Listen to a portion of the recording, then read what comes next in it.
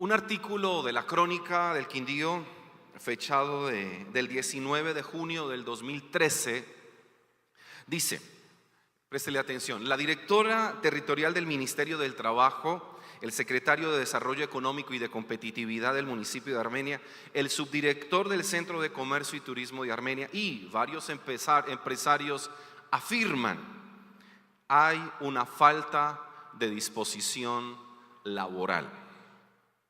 No me sirve la contratación de tiempo completo, no puedo trabajar toda la semana, sí, pero no puedo los sábados, domingos y festivos, solo puedo trabajar en las tardes. Son las respuestas que se escuchan de parte de quienes demandan empleo en la región quindiana, según las fuentes consultadas.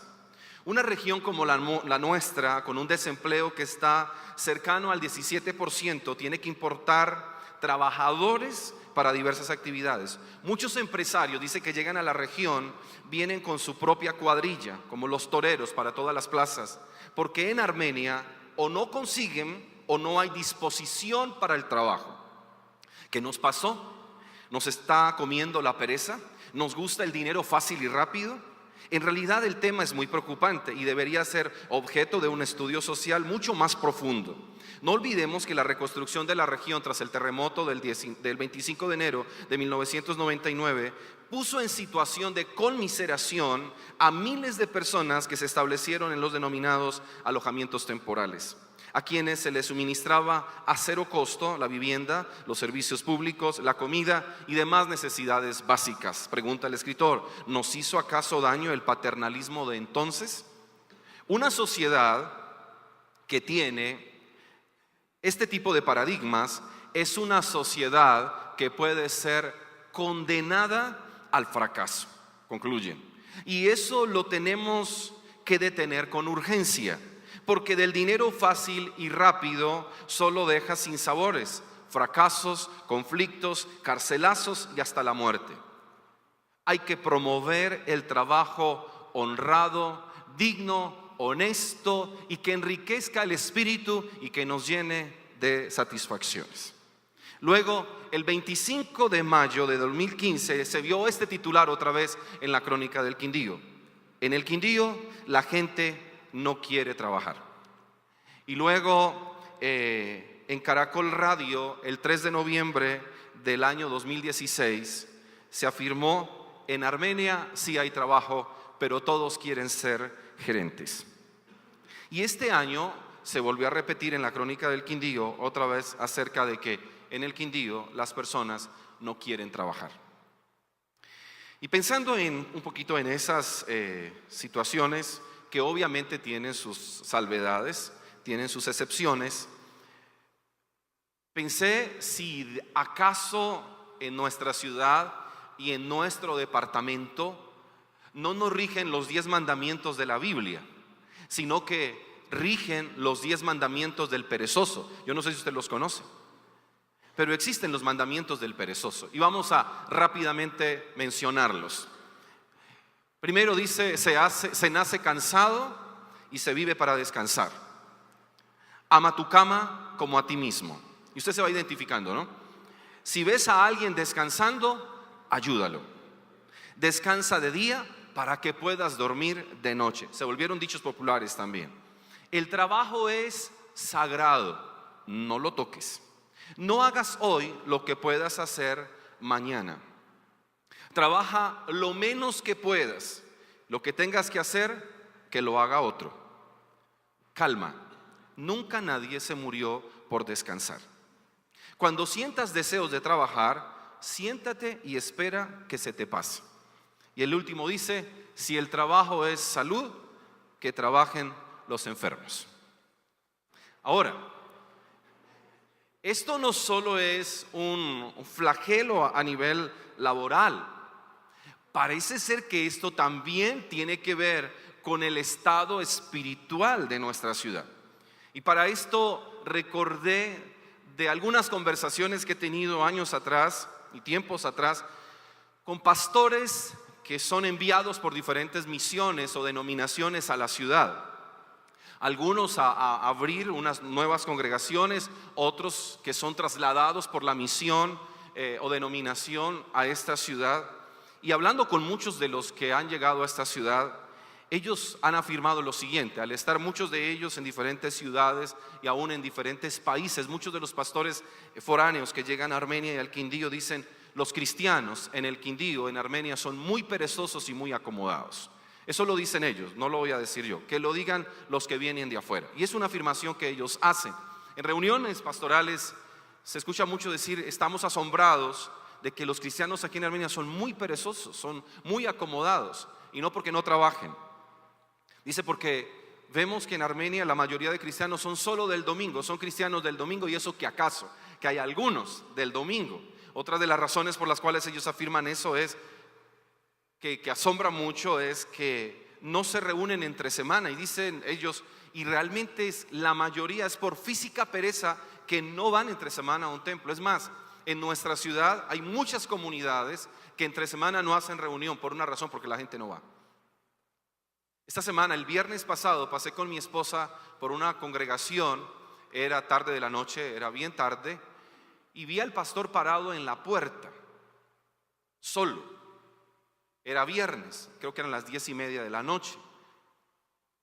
Pasé, las puertas estaban abiertas, parecía que fuera a haber algo, y le dije a mi esposa: ¿no será que tenían vigilia y no llegó nadie?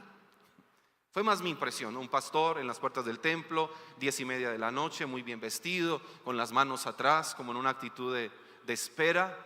Y pensé y dije: ¿será que acaso convocó a una vigilia y nadie, por lo menos a las 10:30, ha llegado para velar por lo menos, digamos, una hora? Dicen estos mismos pastores que en Armenia los cristianos no les gusta evangelizar, no les gusta estudiar la Biblia, son muy flojos, palabras de ellos. En Armenia los cristianos son muy flojos para orar y para ayunar. Y empiezan a contar sus experiencias. ¿Cómo es su experiencia en otras ciudades? Ciudades como Bogotá, donde sabemos las temperaturas a las 5 de la mañana y hay templos atiborrados de personas en oración. Aquí, si hace mucho sol, entonces me caliento muy rápido. Si hace mucho frío, sería pecado levantarme de la cama, ¿no es verdad?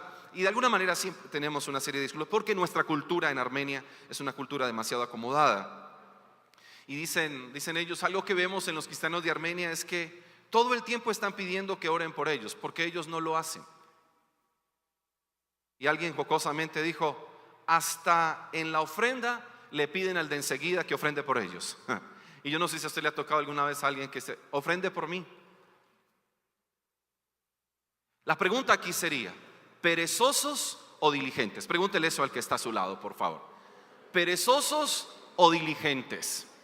¿Somos cristianos perezosos o somos cristianos diligentes? Proverbios, que es el libro que hemos estado analizando en estos diferentes domingos, en el capítulo 24, en el versículo 30 al versículo 34,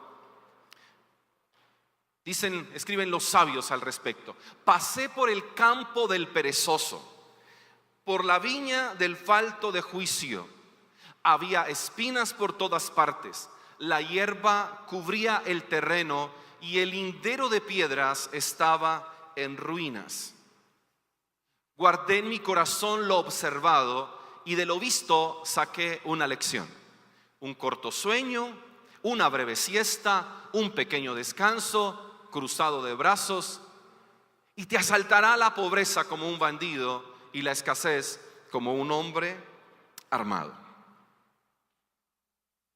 Recordemos que los proverbios son escritos por padres cortesanos a sus hijos que por su mayoría de edad se están yendo de casa. Y estos son otros de los dichos de los sabios, no solo Salomón, sino de otros hombres sabios y entendidos que han observado en la vida, que se han detenido por un momento y han tratado de vivir con conciencia, de vivir la vida bajo principios. Y así dice entonces que un sabio caminando un día normal sencillamente ve un cuadro, observa el cuadro y de ese cuadro observado quiere llevarse una lección. Desde ahí hay un principio de sabiduría: no pierda ninguna oportunidad para aprender en la vida. No pierda ninguna oportunidad para sacarle provecho a cada experiencia y llevarse una lección de vida. Dice que él observó un terreno lleno de espinos, hierbas, y su lindero estaba en ruinas. Pero según el texto, el problema del observado es quién realmente lo ha causado. El problema no es que hubiesen espinas, el problema no es que hubiese crecido la maleza, el problema no es que el lindero de piedra se haya caído, sino quién causó esa situación. ¿Por quién el lindero de piedra se cayó? ¿Por quién hay tanta maleza? ¿Por qué o por quién se ha causado que haya tantas espinas en un terreno donde hubo una viña sembrada? Porque dice, por el campo del perezoso y por la viña del falto de entendimiento. Así que hubo un sembrado, se sembró un viñedo, pero no se le prestó atención. Se puso una viña, pero no se fue lo suficientemente diligente en observar y en acatar o en hacer lo que se tenía que hacer. El texto entonces nos describe un sabio que asumió la actitud de aprendizaje. Yo creo que lo primero que tenemos que ver en el texto, el sabio que decidió aprender, el sabio que decidió mantener una actitud de aprendizaje. Y yo creo que es un principio para nosotros, que un sabio que ve algo se para aprender de algo. Para un momento y aprenda. Creo que ya hay una lección de vida para nosotros, de sabiduría, y es: nunca demos por sentado que lo sabemos todo. Jamás podremos considerarnos a sí mismos producto terminado, y jamás despreciemos cualquier experiencia, por simple que parezca, para llevarnos una lección de vida. Y este sabio es lo que está realmente afirmando, que la vida está llena de lecciones diarias, y para nosotros como cristianos, y la Biblia abunda en lecciones para todos los días. Y yo creo que esto es algo fundamental. Desde que nos levantamos hasta que podemos ir a dormir, siempre estaremos teniendo lecciones.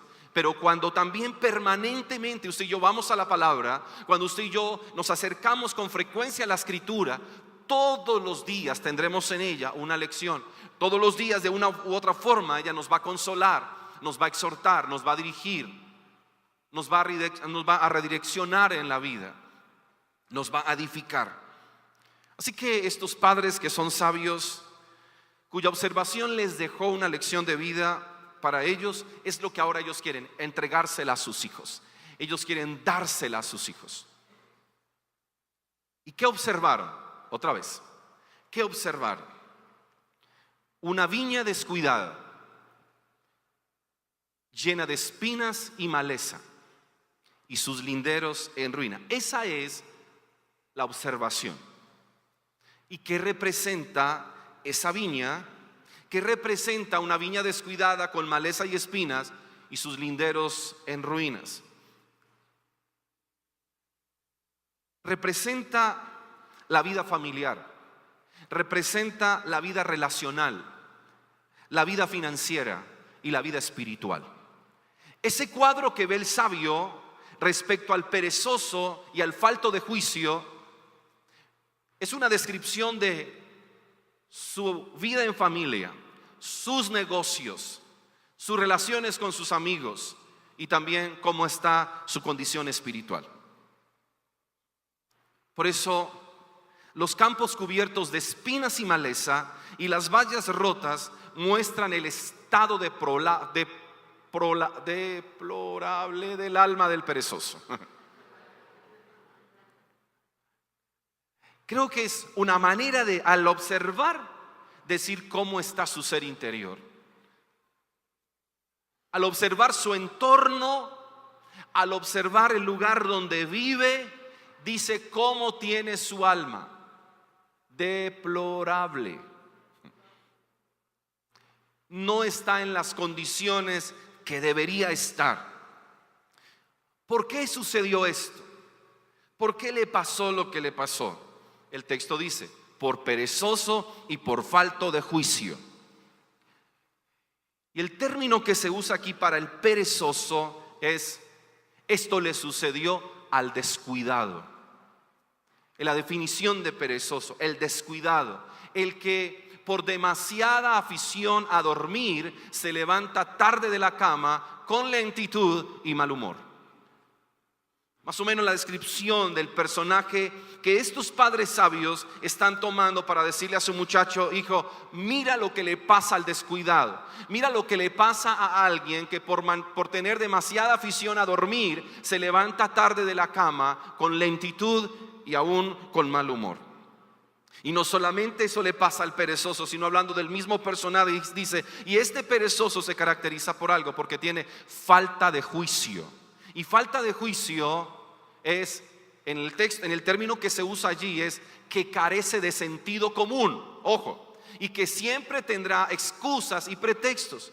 Es una manera del texto de describir al perezoso. Es una persona que carece de sentido común. Y uno pregunta, ¿y por qué carece de sentido común? Porque vida es una, pasa demasiado rápido, ¿no es cierto? La vida cada día trae una oportunidad que si no la aprovechamos, la echamos a perder, sencillamente se va. Y recuerden que el tiempo perdido es irrecuperable. No solo que los santos lo lloran o que lo cobra el Señor, sino que jamás se puede recuperar. Por eso cuando alguien dice, no es que vamos a recuperar el tiempo perdido jamás se recupera.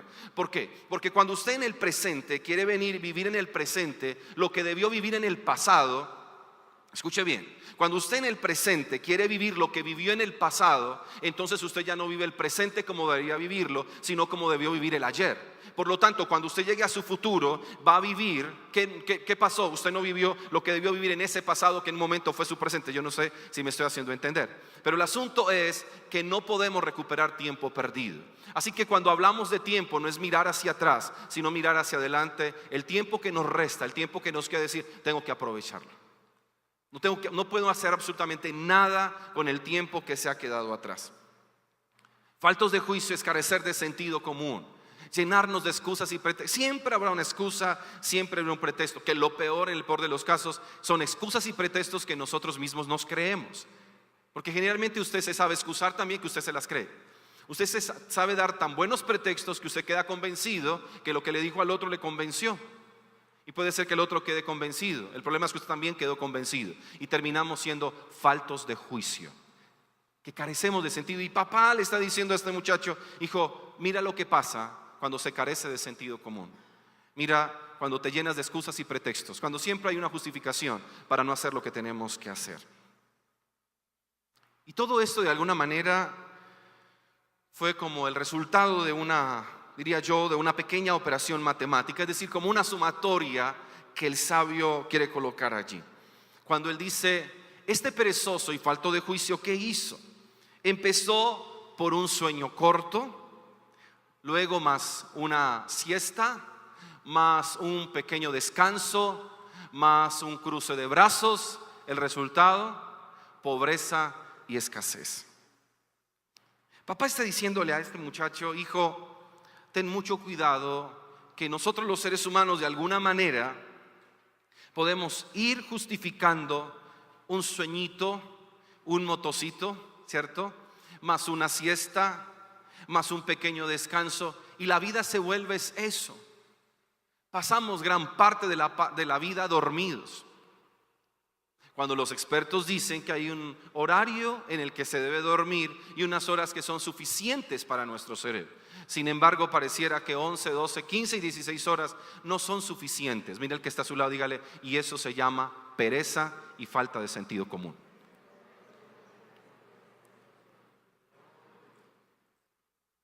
Es más sabio cuando entendemos que el Señor nos quiere vivos y conscientes. Por lo tanto, que dormir sea lo correcto y lo justo para aprovechar la vida.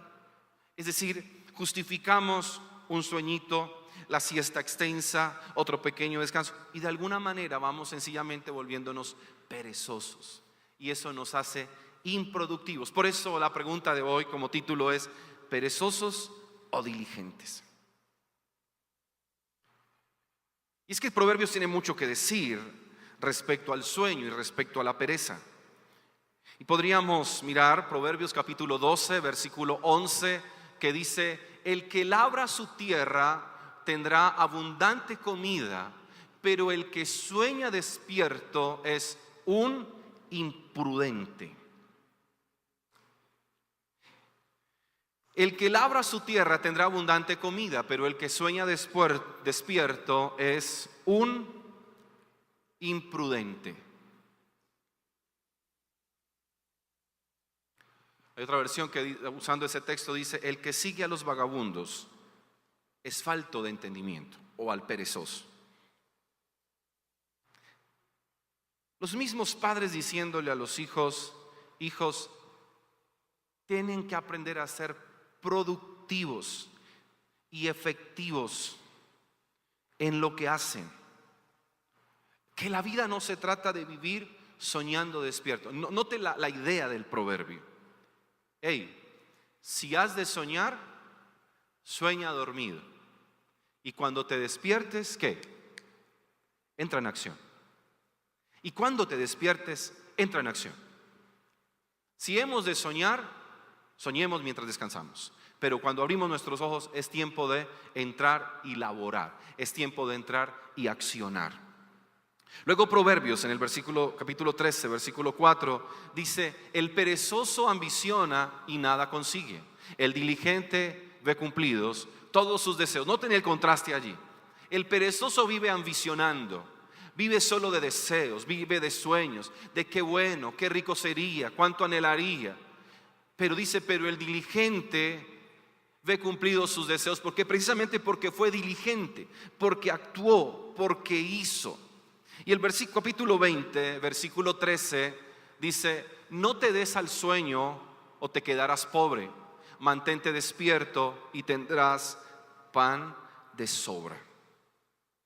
Si ese campo y ese cuadro que los padres sabios ven es una descripción de nuestra vida familiar, financiera, relacional y espiritual, entonces es un llamado de los padres a los hijos, y para nosotros, a la luz de la Escritura, uno de construir sabiamente en familia y la familia. Estos días hablaba con alguien y con un dolor muy profundo,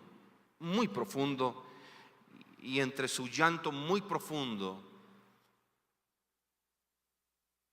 decía: quisiera que me devolvieran a mi padre. Lo necesito, pero ya no está. Era una necesidad de ella tener a papá ahí, pero no está, se fue, y se fue para siempre. El asunto aquí es: ¿cuántos de nosotros tenemos hoy la oportunidad? ¿Cuántos de ustedes tienen la oportunidad de tener a papá, mamá, hermanos, esposa, hijos? Y no aprovechamos, no construimos, porque no se administra bien el tiempo. Me explico.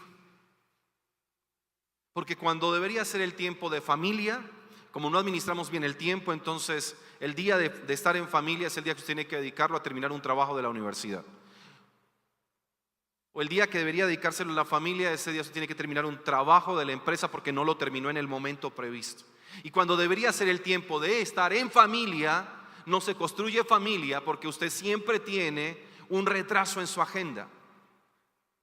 Todo el tiempo hay un retraso en la agenda. Nunca hay tiempo para mamá y para papá. No hay tiempo para los hijos, no hay tiempo para la pareja, no hay tiempo para los amigos, no hay tiempo para compartir con las personas.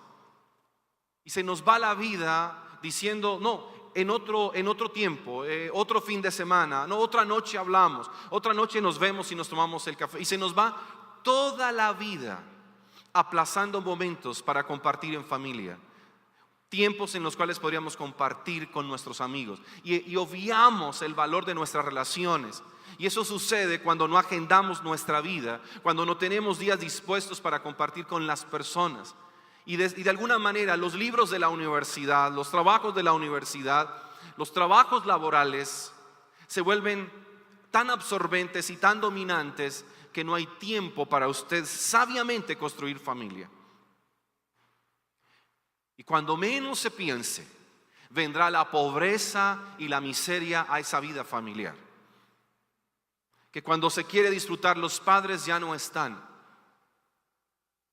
Que cuando usted quiere llevarse a papá y a mamá, y usted siempre sueña y el día que vaya con mi mamá o mis padres, no sé, nos demos un paseo por la playa. Y se sueña caminando descalzos con sus padres, caminando por la playa, y los lleva cuando ellos ya ni pueden caminar. Y va a llevar a papá y a mamá cuando ya ni puede disfrutar, cuando ya no podrá entrar al mar por su propia cuenta, sino que tendrán que entrarle cargado en una silla. ¿Qué sentido tiene? cuando debería ser ahora. Ahorramos para tantas cosas materiales, ahorramos para querer lo que tenemos. ¿Cuándo ahorramos para tener un tiempo en familia de calidad? Que usted diga, voy a ahorrar para llevar a mis padres, y hablo a los hijos, para llevar a mis padres a un buen lugar, yo les pago. No, hijos acostumbrados que todo lo paga papá y mamá. Honra a tu padre y a tu madre, dijo Pablo a los Efesios. Y ese honrar en el griego literalmente lo que dice es: dale dinero a tus padres, hónralos con dinero. Así que, ¿cuánto necesitamos nosotros realmente reevaluar nuestra familia y ver si alguien pasa por nuestra familia, no por nuestras casas, sino por nuestras familias? Podría haber espinas, maleza y linderos en ruinas, relaciones rotas, abandono,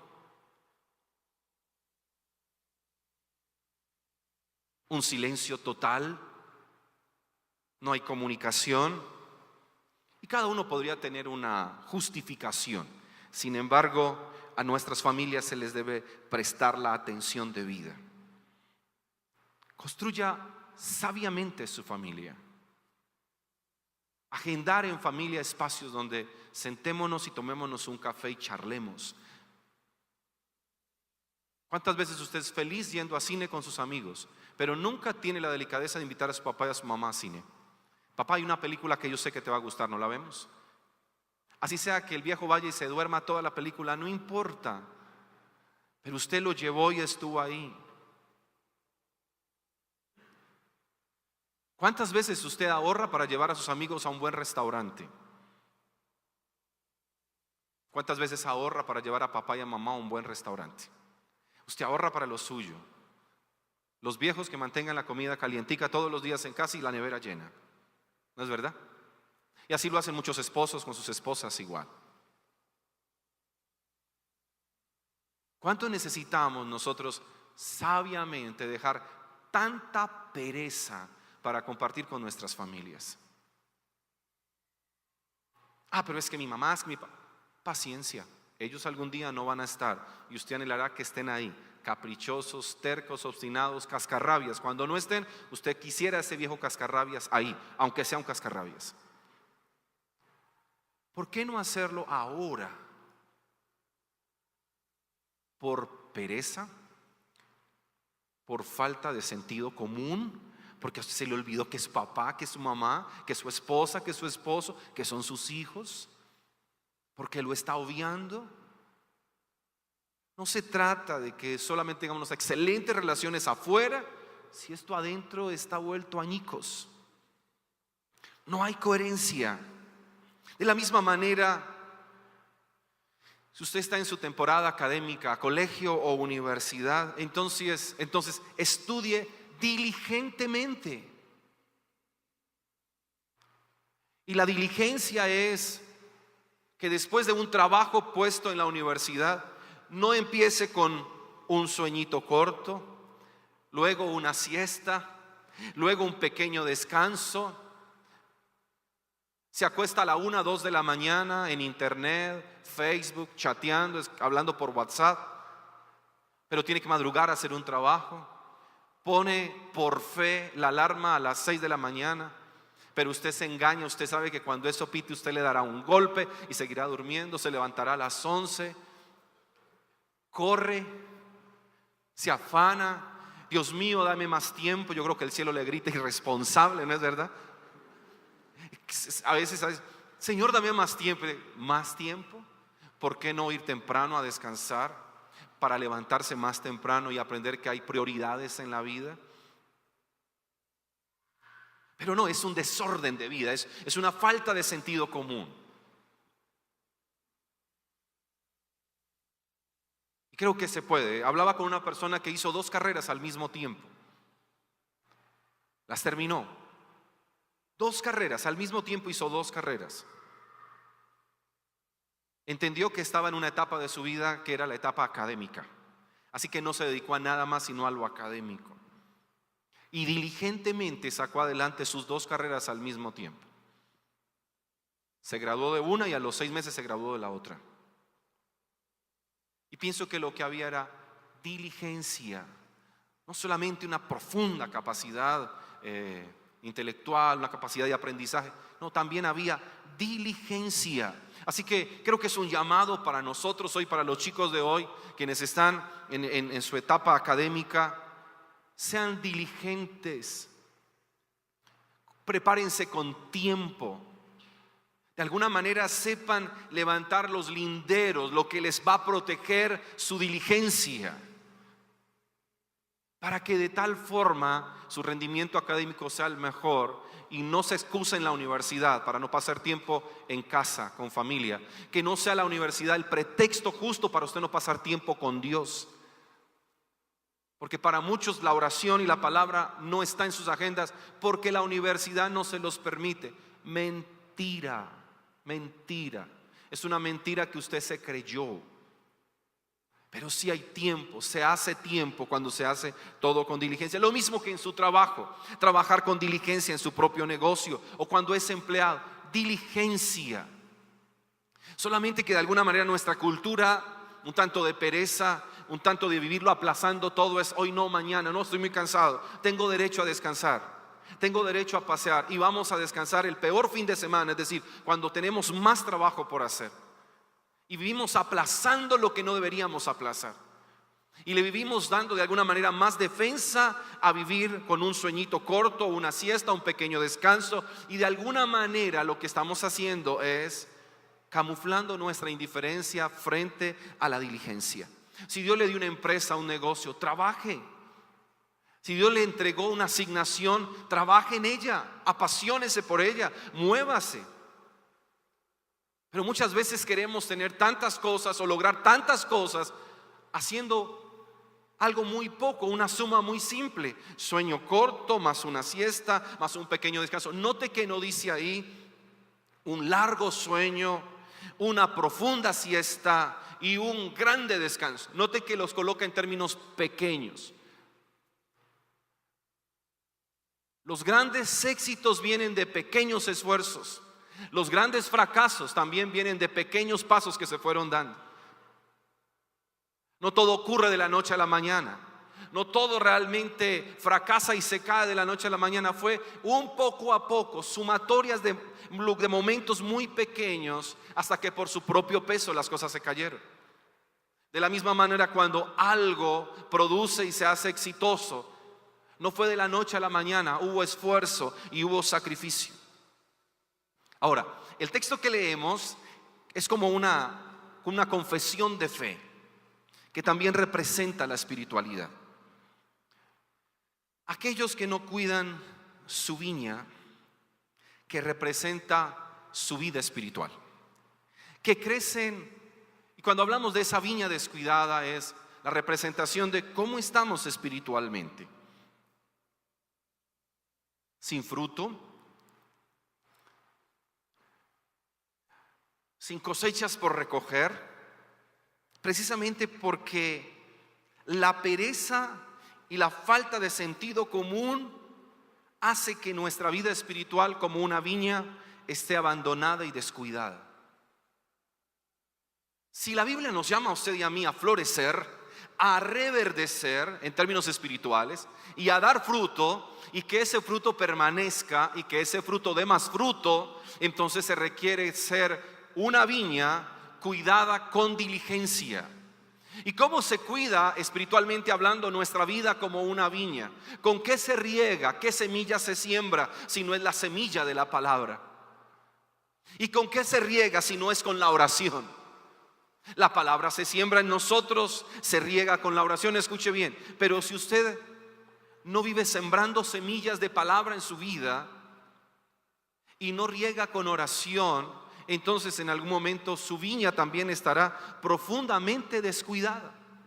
Y hay muchos cristianos realmente que espiritualmente están tan descuidados que parecen un campo lleno de maleza y de espinas, porque no hay frescura, porque no hay oración, porque no hay vida de iglesia, porque no hay comunión, Porque la obediencia se convierte en un elemento opcional. Pero note, en una viña descuidada crecen espinos y maleza. ¿Y qué son los espinos y la maleza? Sencillo, las obras de la carne. ¿Qué es lo que se produce en una vida sin palabra y sin oración? ¿Qué es lo que se produce en una vida sin compromiso con Dios? Si no es que crezcan las obras de la carne. Pereza, falta de juicio, indiferencia, adormecimiento.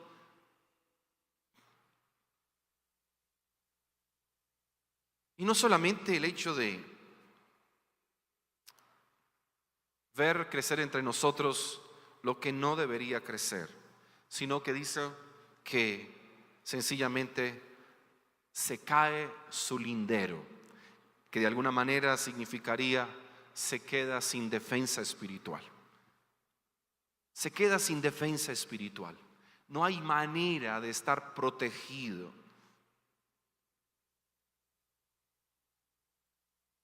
Y lentamente, y mientras estaba pensando en este texto, estaba mirando unas imágenes, creo que el viernes o ayer, de esta ciudad que después del tsunami tuvo una explosión en una base de química, ayúdenme a recordar, en el Japón, y muestran imágenes de lo que ha pasado 5 años después. Y entonces muestran unas imágenes aéreas y el término es y la maleza, y dice, y la naturaleza se está tragando los carros. No sé si usted ha visto esas imágenes. Dice, y la naturaleza está tragando los carros, y de hecho ya se ven un poquito algunos carros porque la maleza se los está absorbiendo. Y algunas casas, y empiezan a mostrar y dicen, aquí seguramente había estudiantes recibiendo clase de música porque se encuentran todos los instrumentos tirados en el piso y papeles de partitura. Seguramente en el momento todos salieron corriendo. Dice, en este salón de clase seguro estaban en clase porque el tablero está lleno de algunas fórmulas. Y así empiezan a mostrar hogares, una mesa grande donde parece que se iban a sentar a comer o a cenar, a almorzar, pero después de todo el evento, entonces la gente corrió despavorida. El asunto es que es una ciudad que lentamente la naturaleza se la empieza a tragar. Porque no hay vida. No sé si ha visto algunas imágenes donde dicen, ¿qué sucedería en una ciudad si no tuviera habitantes? Y la naturaleza empieza a entrar y se empieza literalmente a tragar todo, las casas, las calles, hasta que una ciudad desaparecería por completo. Y pensando en esas imágenes, pensé en la idea que tiene el sabio al escribir, y es cómo espiritualmente también cuando no hay vida del Espíritu en nosotros, los espinos, las obras de la carne literalmente nos van a ahogar y nos van a comer vivos. Como cuando no hay vida del Espíritu en nosotros, entonces sencillamente las obras de la carne nos apagarán por completo. Y esas mismas obras de la carne, escúchelo bien, son las que terminan rompiendo los linderos que generan seguridad, que delimitan. Y esos mismos linderos, que es nuestra defensa espiritual, la comunión con la iglesia, la oración, la obediencia, la palabra, la búsqueda, la entrega, la consagración, dejan de estar.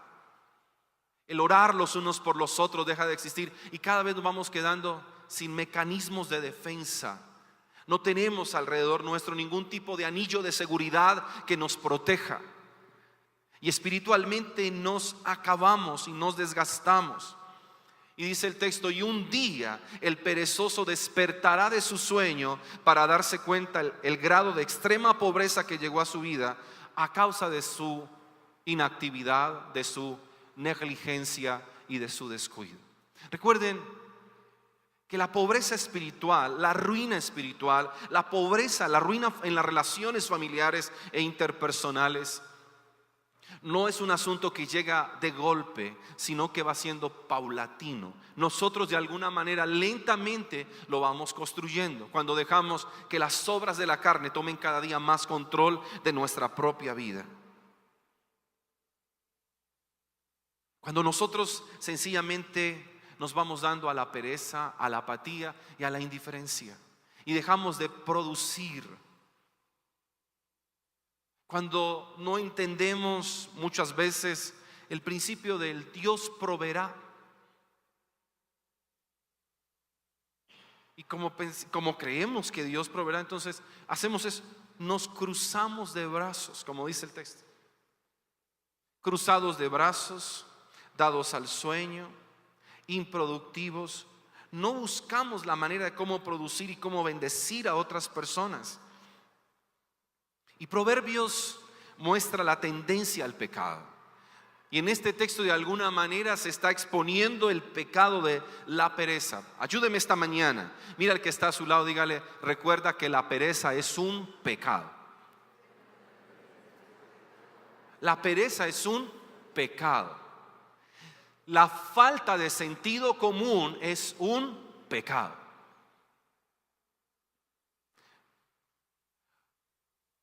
Domingo a domingo nos invitan a orar en comunidad. Los martes y los viernes, por ejemplo, ¿no es cierto? Y sé que a algunos de ustedes les es imposible por algunos aspectos familiares o laborales o en la distancia. Pero cada uno de nosotros es consciente si no venimos a orar en las mañanas por física pereza, por un poquito más de sueño, ¿no es verdad? Sin embargo, cualquier otra razón nos hace levantar temprano de la cama. Hay muchas otras razones que sí nos hacen madrugar. Pero cuando se trata de orar, y alguien dirá, pastor, la verdad, vea, y me dijo alguien alguna vez, va, pastor, lo va a decir la verdad, de corazón, quisiera tanto venir a orar por ustedes. Y sé que los martes y los viernes aquí se ora y me encantaría venir a orar con ustedes. Pastor, pero es que vivo muy lejos y a veces no tengo dinero para venir. Le dije, no importa, pero ¿qué hace los martes a las 6 de la mañana?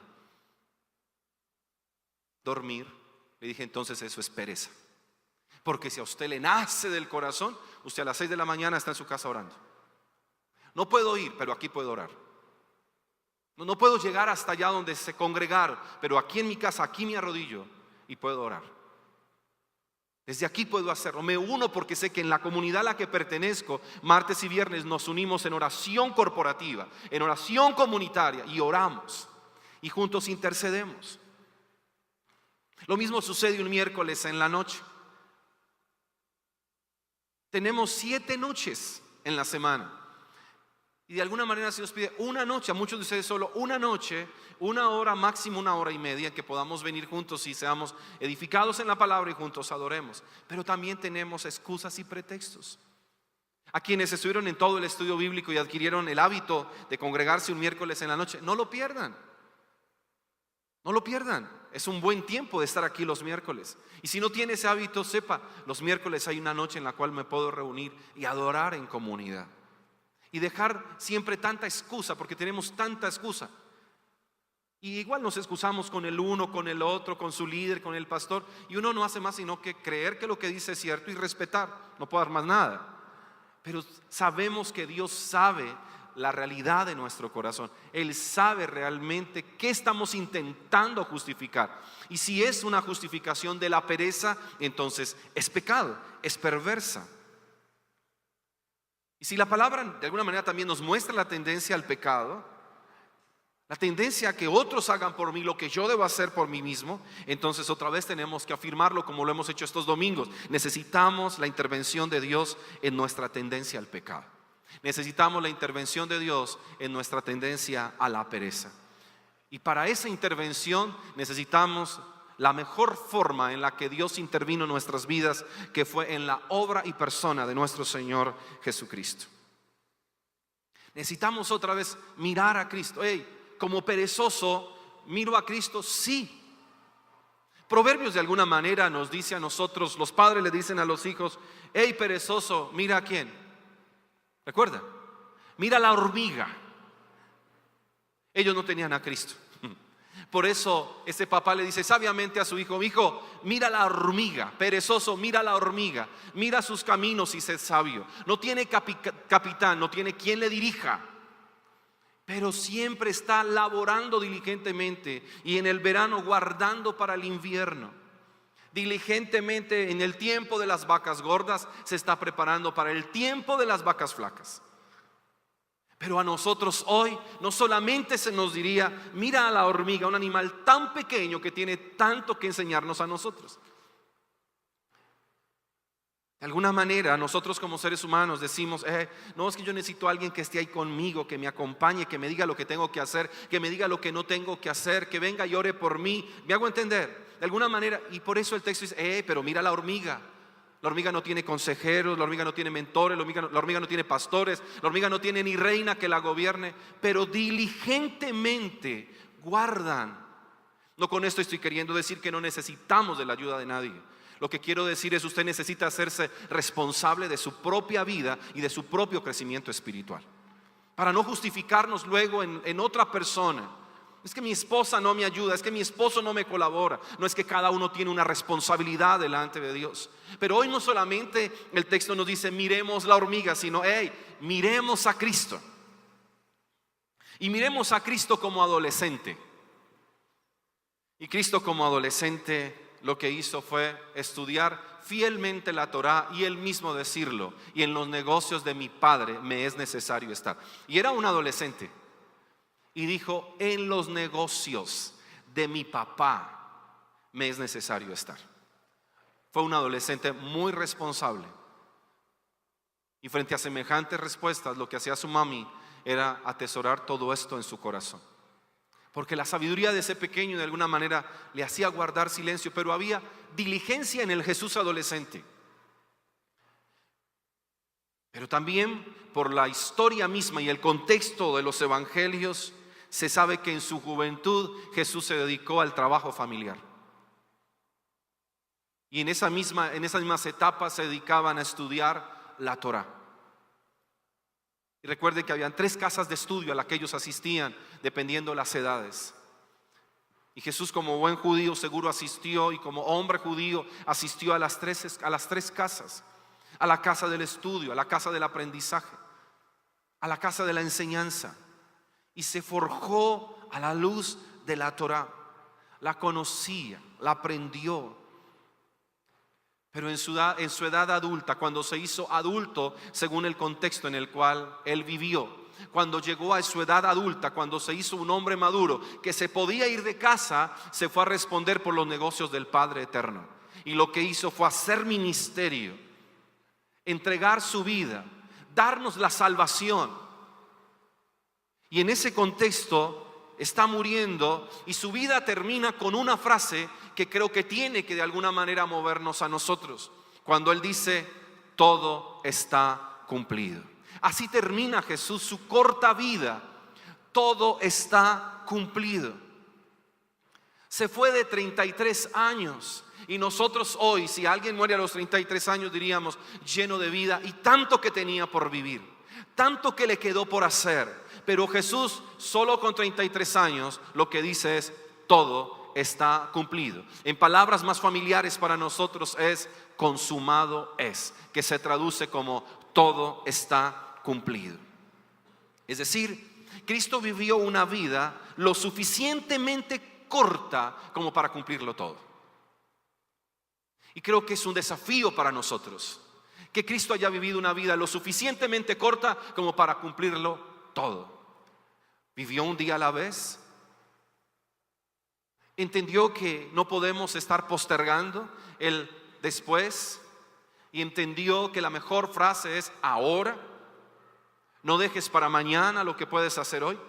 ¿No debería ser entonces ese también nuestro ejercicio? Un Cristo, nuestro Señor y nuestro Salvador, que nos dice que si hoy fuera nuestro último día, pudiéramos decir: pero hasta hoy cumplí con lo que se me había asignado. Alguna vez, hablando con un pastor mucho mayor que yo, y estábamos hablando de la vida, de la muerte, de la familia, y con otros pastores, entonces empezó a generarse como un cierto temor respecto a algunas cosas que no estaban organizadas. Y él sabiamente nos escuchó a todos y dijo: los miedos que ustedes tienen no son mis miedos. Los asuntos que ustedes tienen ustedes pendientes, yo no los tengo pendientes. Y nos dijo: porque aprendí a vivir un día a la vez, y porque sé que ese día a la vez que vivo puede ser mi último día. Por lo tanto, todo lo mantengo al día. Si en este momento yo me muriera, dijo, mi esposa y mis hijos saben exactamente lo que tienen que hacer y saben dónde encontrar, porque saben que no hay nada pendiente. Todo lo mantengo al día, en el sentido de claridad, tener orden, tener planeación. Y nosotros muchas veces vivimos como si nunca nos fuéramos a morir. Y nosotros vivimos como si tuviéramos 15, 20 años más y nos olvidamos de que deberíamos mantener cuentas cada vez más cortas y equipajes más ligeros, de tal manera que podamos decir, todo está cumplido. Y es que esa obra de Cristo completa, que vino para salvarnos, para perdonar nuestros pecados, vino también para liberarnos del pecado de la pereza y enseñarnos a ser diligentes. Un deber cristiano, dijo Pablo, un deber cristiano es trabajar con mucha diligencia, dijo Pablo. Esto está dentro del marco de los deberes cristianos. Trabajen con mucha diligencia y no sean perezosos. Trabajen para Dios con mucho entusiasmo. Romanos capítulo 12, versículo 11, está entre los deberes cristianos. Y un deber del cristiano es trabajar con mucha diligencia, no ser perezoso y trabajar para Dios con mucho entusiasmo, y más cuando entendemos que todo lo que hacemos, sea de palabra o sea de hecho, sea dentro o fuera de la iglesia, entendiendo que todo es espiritual, todo lo que hacemos debe hacerse para la honra y gloria del Señor. Así que el resultado es la decisión que cada uno de nosotros toma. El resultado depende de la decisión que tomo. Pobreza, escasez, necesidad, y esto aplicado a nuestra vida familiar, financiera, relacional y espiritual, o una vida vivida y terminada en la victoria de Cristo nuestro Señor. Cada uno decide a quién quiere mirar. Si mirarse a sí mismo y un poquito de sueño y sumarle una siesta, otro poquito de dormir, cruzarnos de brazos, o mirar a Cristo y saber que nuestra meta es vivir teniéndolo como modelo, y en ese modelo es poder vivir una vida donde podamos decir todo está cumplido.